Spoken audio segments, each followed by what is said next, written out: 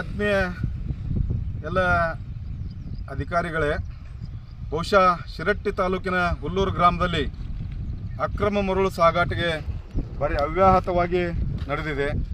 ಸರ್ಕಾರದ ಕಣ್ಣಿಗೆ ಇವತ್ತು ಸರ್ಕಾರದ ಬೊಕ್ಕಸಕ್ಕೆ ನಷ್ಟವನ್ನು ಮಾಡಿ ಸುಮಾರು ಇಲ್ಲಿರ್ತಕ್ಕಂಥ ಮರಳು ಗಳ್ಳರು ಇವತ್ತಿಲ್ಲಿ ಅನಧಿಕೃತವಾಗಿ ಸ್ಟಾಕ್ ಯಾರ್ಡನ್ನು ಮಾಡಿಕೊಂಡು ಸರ್ಕಾರದ ಅಧಿಕಾರಿಗಳು ಸಹ, ವಿಶೇಷವಾಗಿ ಲಕ್ಷ್ಮೇಶ್ವರ ತಾಲೂಕಿನಲ್ಲಿ ಏನು ಟಾಸ್ಕ್ ಫೋರ್ಸ್ ಸಮಿತಿಯ ಅಧ್ಯಕ್ಷರು ಮತ್ತು ಆ ಟಾಸ್ಕ್ ಫೋರ್ಸ್ ಸಮಿತಿಯ ಸದಸ್ಯರು ಕಣ್ಣಿಗೆ ಮಣ್ಣೆರಚಿ, ಬಹುಶಃ ನನಗನ್ನಿಸ್ತದೆ ಆ ಟಾಸ್ಕ್ ಫೋರ್ಸ್ ಸಮಿತಿಯ ಇಲ್ಲಿದ್ದಂಥ ಎಲ್ಲ ಅಧಿಕಾರಿಗಳಿಗೂ ಸಹ ಇಲ್ಲಿ ಪ್ರಸಾದ ಹೋಗಿದೆ ಅಂತೇಳಿ.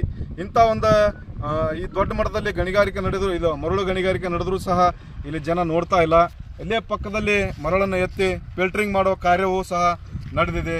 ಅದನ್ನೆಲ್ಲ ನೋಡಲಾರ್ದಂತಿರುವಂಥ ಅಧಿಕಾರಿಗಳು ಈ ಕೂಡಲೇ ಈ ವ್ಯವಸ್ಥೆ ವಿರುದ್ಧ ಸಮರ ಸಾರಬೇಕು. ಇಲ್ಲಕ್ಕಂದ್ರೆ ನಾವೆಲ್ಲರೂ ಸಹ ಪ್ರಗತಿಪರ ಚಿಂತಕರು, ಕನ್ನಡಪರ ಹೋರಾಟಗಾರರು ಮುಂದೊಂದು ದಿನ ಈ ವ್ಯವಸ್ಥೆ ವಿರುದ್ಧ ಬೀದಿಗೆ ಹೋರಾಟ ಮಾಡಬೇಕಾಗಿದೆ.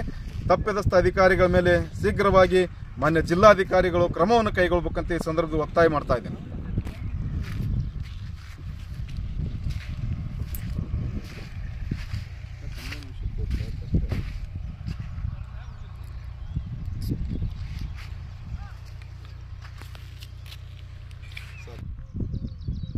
ಪಕ್ಕದಲ್ಲಿ ಇವತ್ತ ಕೃಷಿ ಜಮೀನು ಇರ್ಬೋದು, ಇವರೆಲ್ಲರೂ ಮರಳು ಗಣಿಗಾರ ಕಾಟಕ್ಕೆ ಮಳೆಗಾಲದಲ್ಲಿ ಉತ್ತಮವಾದಂಥ ಏನು ಫಸಲನ್ನು ಬೆಳೆಯುವಂಥ ರೈತರು ಇವರ ಕಾಟಕ್ಕೆ ಎದುರಿ ಬೆದರಿ ಬಹುಶಃ ತಾವು ಪಕ್ಕದಲ್ಲಿ ನೋಡ್ಬೋದು, ಇಲ್ಲೇ ಮುಸ್ಕಿನ್ ಜೋಳವನ್ನು ಹಾಕಿದ್ದಾರೆ. ಎಲ್ಲ ಕಡೆ ನೋಡಿದರೂ ಸಹ ಇವತ್ತ ಇಲ್ಲಿ ರೈತರ ಜಮೀನುಗಳಿವೆ. ಅಂಥ ಒಂದು ವ್ಯವಸ್ಥೆಯಲ್ಲಿ ಇವತ್ತ ಸರ್ಕಾರದ ಗೋಮಾಳದಲ್ಲಿ ಸಹ ಮರಳನ್ನು ಇವತ್ತ ಇಲ್ಲಿ ಸ್ಟಾಕ್ ಮಾಡಿದ್ರು ಸಹ ಅಧಿಕಾರಿಗಳು ಇತ್ತ ಕಡೆ ಗಮನವನ್ನು ಹರಿಸ್ತಿಲ್ಲ.